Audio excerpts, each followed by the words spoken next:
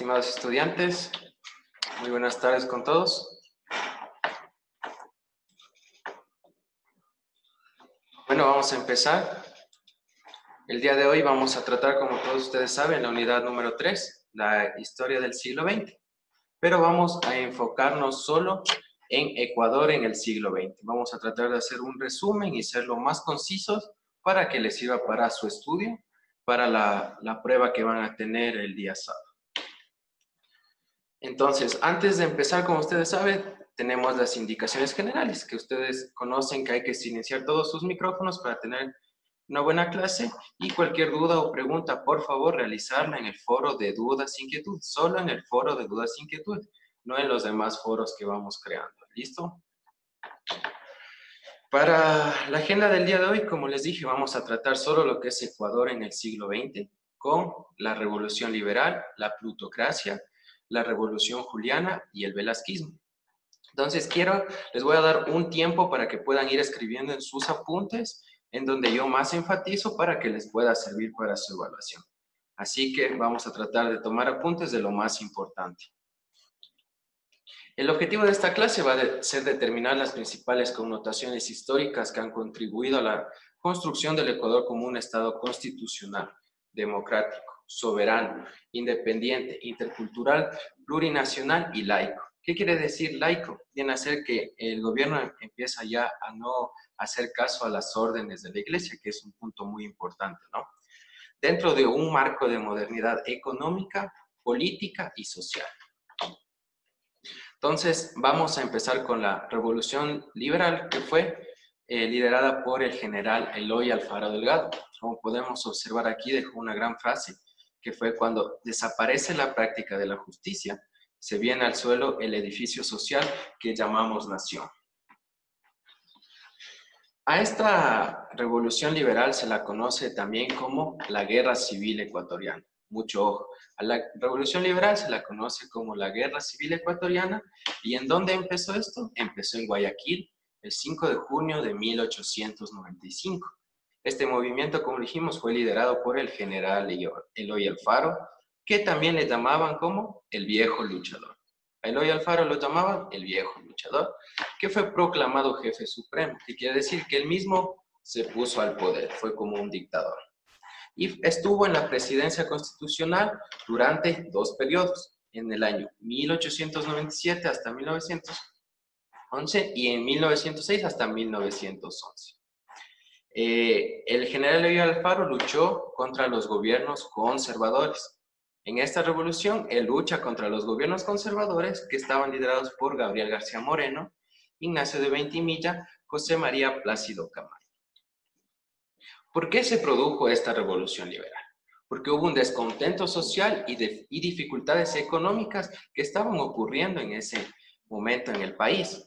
Entonces, Eloy Alfaro comprendió la realidad social del país con la realidad económica de la época y llegó a algunos acuerdos políticos. Para esta revolución, él tuvo unos grupos políticos que le ayudaron. Mucho ojo aquí. ¿Cuáles fueron estos grupos políticos? Los caciques costeños. ¿Qué hicieron estos caciques costeños? Ayudaron con recursos económicos para la revolución y con peones para la lucha. Los revolucionarios emigrados, como su palabra muy bien nos dice, fueron hombres que lucharon, pero en otros países, como fueron Eloy Medardo y Flavio Alfaro, Leonidas Plaza Gutiérrez y Plutarco Bowe. Mucho ojo con todo lo que estamos hablando en esta diapositiva. Además, también hubo la burguesía liberal con 3 diferentes, como fueron los del Gran Cacao, que eran los principales exportadores, los comerciantes y los banqueros. Entonces vamos tomando apuntes de esto, que es muy importante en la revolución liberal. Los legados que tuvo Eloy Alfaro en lo político y lo religioso: dicta la Constitución, reforma leyes que dieron seguridad jurídica a los ciudadanos y el establecimiento de un Estado laico, como ya lo habíamos dicho al inicio. Esto es en lo político y religioso. Además, también la creación del registro civil único para todo el país, la expedición de la ley del matrimonio civil, la expropiación de latifundios de la iglesia, la eliminación del diezmo, esto es muy importante también, y la despenalización de la deuda de tributos impuesto a los indígenas. Cambio, en lo educativo, él ayudó mucho en lo que fue la educación para formar maestros, instauró la educación primaria y fundó instituciones educativas como el famoso Colegio Militar Eloy Alfaro, que deba su nombre, la Escuela de Bellas Artes, el Conversatorio Musical, el Colegio Nacional Mejía, entre otros. En lo social tenemos cambio que privilegia la igualdad de género. Un dato muy importante aquí viene a ser que en la revolución de Eloy Alfaro se inculcó a la primera mujer a ejercer un cargo público. Entonces, en la revolución liberal tenemos que la primera mujer ejerce un cargo público. Además, existió la construcción de la red ferrocarriles que une a todo el país, especialmente entre la costa y la sierra. ¿Listo? Y el fin de la Revolución Liberal se da el 28 de enero de 1912. Mucho ojo con las fechas también. Se da el asesinato de Eloy Alfaro, que fue trasladado por las ciudades de Quito, arrastrado hacia el Parque Elegido, conocemos hoy en día, donde se lo quemó. Y todo esto fue promovido por la oligarquía y el interés de los conservadores. ¿Listo? Ahora vamos a hablar sobre la plutocracia. ¿Qué quiere decir la plutocracia? Viene a ser que los que más tienen, los que más poderes tienen, en este caso va a ser la banca, y los exportadores, los que principalmente exportaban el cacao, iban a ser los que tenían más poder dentro del Estado y podrían tomar decisiones. Como vimos en la definición, que quiere decir que hace referencia a la forma de gobierno en que las clases altas que ostentan los recursos económicos tienen posiciones influyentes en el poder, como acabamos de decir. Entonces, aquí dominó esta plutocracia entre 1912 y 1925, donde fue a finales de la Revolución Liberal y da inicio a la Revolución Juliana. Mucho ojo a este dato. El dominio de los estados tenían sectores poderosos, como fue la burguesía bancaria, la agroexportadora y lo comercial, como lo estábamos mencionando. Leonidas Plaza fue presidente en la plutocracia, elegido por los más poderosos entre 1912 y 1916. Este expresidente entrega más poder político a la banca guayaquileña a cambio de favores económicos. Existe alianza con el Banco Comercial y Agrícola por las deudas que tiene el país. Y un dato muy curioso e interesante es que no existía una moneda oficial en el Ecuador. Y al no existir una moneda oficial en el Ecuador, los bancos de haciendas podían generar su propia moneda. Entonces imagínense cómo los demás países nos veían a nosotros. Y además con esto se generaba una inflación dentro del país, generando más deuda al país, donde ya sería imposible de pagar. La resistencia exige cambios en la propiedad de la tierra y en las relaciones laborales, al borde de una segunda guerra civil, nuevas deudas con la banca, leyes a favor de bancos, la gran inflación y la ley de moratoria. Mucho ojo a la ley de moratoria, que quiere decir que prohibía la expropiación del oro y aplazó el canje de los billetes. Más adelante vamos a ver qué genera todo esto de la ley moratoria. La banca empezó a incidir en la política económica y en las elecciones presidenciales y parlamentarias, ya que ellos tenían el poder y podían elegir a sus presidentes. En esto llegaron al poder Alfredo Baquerizo Moreno entre 1916 y 1920, José Luis Tamayo entre 1920 y 1924 y finalmente Gonzalo Córdoba entre 1924 y 1925. Durante sus mandatos se encargaron de pagar los favores recibidos. El país cayó bajo el poder de la banca, aumentando la brecha de desigualdades social y económica. Entonces, ¿qué hizo el expresidente Alfredo Baquerizo Moreno? Este perteneció a la oligarquía de Guayaquil y concedió amnistía a las conchistas, devolviendo la paz a Ecuador. Dictó políticas sociales beneficiando a la clase popular con jornadas laborales de 8 horas diarias, abolió a la prisión por deuda, impulsó la viabilidad, el telégrafo y el alumbrado eléctrico y cuidó la educación pública y popular. Prolongó la vigencia de la ley moratoria, miren cómo va saliendo esto de la ley moratoria, respetó la libertad de prensa, Eso fue de ese expresidente. Con José Luis Tamayo fue otro representante de la plutocracia en Guayaquil. Su ascenso al poder coincidió con la crisis mundial del capitalismo, repercutió sobre la cotización y colocación del cacao, y la crisis económica fue inevitable. Tomó algunas medidas para proteger las clases pudientes, enfrenta manifestaciones con sectores obreros y artesanos de Guayaquil. El gobierno envió policías y militares para reprimir la manifestación. Existe crisis en todos los estratos de la sociedad. Ya empieza a haber problemas con este presidente. Entonces, el poder oligárquico liberal permaneció en el poder presidencial hasta el 9 de julio de 1995, en la fecha en la que la Revolución Juliana saca del poder. Vamos a ver que en esta fecha del 9 de julio de 1995, que da inicio a la Revolución Juliana, como su nombre dice, por la fecha de julio, fue iniciada por un grupo de jóvenes militares que decidieron cumplir todo lo que vamos a ver a continuación con esta Revolución Juliana. A estos militares, a este grupo de jóvenes militares, se les conocía como la Liga Militar, que dieron el golpe de Estado el 9 de julio de 1925, derrocando ¿a quién? A Gonzalo Córdoba. Mucho ojo. Se los llamaban la Liga Militar a estos jóvenes. Algunas de las condiciones sobre las que se materializa esta revolución son la crisis económica, producto del endeudamiento de los gobiernos con la banca, como veníamos viendo, llevan al pueblo ecuatoriano a sublevarse y apoyan al derrocamiento del presidente. Existe un abuso continuado en la emisión e impresión de billetes sin respaldo, que como les dije, esto era lo peor que estaba sucediendo en el país. Por ende, hay una devaluación en la moneda y también existen los levantamientos indígenas, donde los trabajadores que manifestaban por sus derechos laborales son acribillados y asesinados.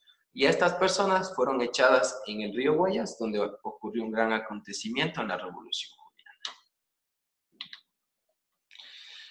Como vemos aquí, la impresión de dinero más sin soporte en oro equivale a una inflación, como ya lo habíamos tratado. Y con esta inflación nosotros tenemos una deuda a la que ya es casi impagable por las dimensiones que ésta había alcanzado. Una comisión de la Junta Suprema Militar, presidida por el mayor Luis Telmo Gómez de la Torre, irrumpió en la sala donde el presidente y sus ministros realizaban una sesión extraordinaria. Y simplemente lo que hicieron fue notificar que esta Junta Suprema había resuelto asumir el gobierno de la nación. Ellos llegan y dicen que ahora ellos van a ser los que van a gobernar. Mucho ojo a esto. El objetivo fundamental de esta junta, ¿qué fue? Reorganizar a la economía, crear el Banco Central para concentrar allí la emisión de la moneda y poder tener nuestra propia moneda y que no los demás bancos creen cualquier billete que lo estaban haciendo, y crear un nuevo sistema de presupuesto y aduanas. Mucho ojo a los tres objetivos fundamentales que ocurrieron en la Revolución Juliana. ¿Ya? Les dejo un poco de tiempo para que puedan copiar. Ahora, en la primera junta estuvo liderada Luis Napoleón Dillon, que era un empresario de la banca, lo cual ayudó mucho al país, ya que éste creyó leyes laborales, adoptó medidas sociales, fiscalizó los bancos, introdujo el impuesto a la renta, que hoy en día lo tenemos, y sobre las utilidades, y creó el Ministerio de Bienestar Social y Trabajo.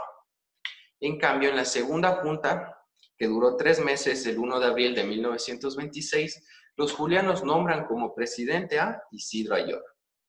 Mucho ojo a este presidente, que duró entre 1926 y 1931, donde logra concretar el programa de reformas con el apoyo de la misión norteamericana de Kemmerer. Aquí ya empezamos a tener ayuda norteamericana con la Revolución Juliana. Entonces, los resultados de la Revolución Juliana tenemos que se instauró una junta de gobierno provisional. La segunda junta de gobierno dio fin a una etapa en la que el pueblo sufrió las consecuencias del deterioro del valor de la moneda, como lo estábamos hablando, e inician los primeros movimientos que llevan a la modernización del Estado ecuatoriano. Se pone el fin al modelo plutocrático donde los más ricos eran los que gobernaban. Se da protección a la industria nacional.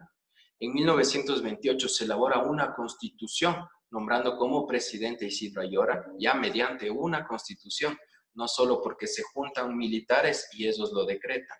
Aquí hay un cambio. Se creó el Banco Central y la Contraloría y se infló la burocracia. ¿Listo? Vamos a dejarles aquí para que puedan copiar. Ahora vamos a tratar el tema del velasquismo. Aquí vamos a tratar de ser un poco más resumidos, ya que como ustedes conocen, él tuvo 5 presidencias en 5 diferentes fechas, en las cuales no en todas las fechas él fue derrocado, que ese es un dato muy importante, ¿no? Entonces, José María Velasco Ibarra fue un quiteño. Fue presidente del Ecuador en 5 oportunidades. Sus periodos presidenciales en algunas ocasiones, como dijimos, no fueron completados por derrocamiento. Impulsó ambiciosas obras públicas y reformas educativas. Mantuvo una política exterior de independencia. Vamos a ver los aspectos más importantes que tuvo en la primera presidencia, que se llevó a cabo entre 1934 y 1935. En esta controlaba a los empleados públicos. Invertía en infraestructuras, donde impulsó numerosas obras públicas. Su plan de gobierno contemplaba garantías a las libertades públicas. Impulsó la agricultura con canales de riego y caminos vecinales y crea el gimnasio educacional femenino, la escuela experimental de Tumbaco, la granja agrícola de Tulcán. Reabrió, que es algo muy importante aquí, reabre la Escuela Politécnica Nacional que hoy conocemos y empezó el edificio del Colegio Vicente Rocafuerte. En su segunda presidencia, entre 1944 y 1947, sus aspectos principales fueron que no emprende cambios socioeconómicos y significativos. Las luchas indígenas tomaron fuerza, destacándose la de Dolores Cacuango y Tránsito Amahual. Mucho ojo a estos personajes que ocurren en el velasquismo. El gobierno convocó a elecciones para una nueva constituyente. Velasco Ibarra fue derrocado y desterrado hacia Chile en las fechas de cuando él fue presidente en la segunda presidencia. Él fue desterrado a Chile. Mucho ojo. En la tercera presidencia, que comprende entre los años 1952 y 1956, disminuyen las exportaciones en esta tercera presidencia. Se acometieron obras de infraestructura de gran envergadura, construyó el primer plan vial orgánicamente concebido, creó numerosas escuelas y colegios, reequipó las Fuerzas Armadas de Tierra, Mar y Aire con armamento moderno, emprendió obras de regadío, creó la Junta de Planificación y Coordinación Económica y clausuró varios periódicos. Esto sería lo más importante de la tercera presidencia. De la cuarta presidencia tenemos que declaró nulo el protocolo del Río de Janeiro firmado a la fuerza, que este tratado ponía fin a las discusiones fronterizas que habían entre Ecuador y Perú, propuso la reforma agraria, estalla la crisis fiscal y el malestar del pueblo. En julio de 1961 devaluó el sucre frente al dólar. Se desató una ola de violencias que involucró a estudiantes, congresistas y ciudadanos.